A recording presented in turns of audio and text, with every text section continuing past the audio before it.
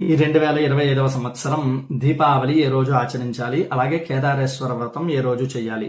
ఈ సందేహం రావడానికి గల కారణం 20వ తారీఖు దీపావళి అని పంచాంగాలలో రాసింది. 21వ తారీఖు అమావాస్య, 22వ తారీఖు కార్తీక మాసం ప్రారంభం. 21 అమావాస్య ఉన్నప్పుడు మరి 21వ తారీఖు దీపావళి అయిపోవాలి కదా, 20వ తారీఖు ఎందుకైంది? దీనికి ప్రమాణం ఏమిటి అంటే ప్రదోష వ్యాపిని గ్రాహ్య అని చెప్పబడింది. అంటే రాత్రి ప్రారంభ కాలంలో ఏ రోజైతే అమావాస్య ఘడియలు ఉంటాయో ఆ రోజు దీపావళి లక్ష్మీదేవి పూజని చేయమని, అలాగే ఇల్లంతా దీపాలతో అలంకరణ చేయమని చెప్పబడింది. ధర్మసింధు వంటి గ్రంథాలలో ఋషులు మనకి అందించినటువంటి వాక్యం ఇది. అలాగే మరి కేదారేశ్వర వ్రతం ఎప్పుడు చేయాలి? దీనికి కూడా ఒక ప్రమాణం ఉంది.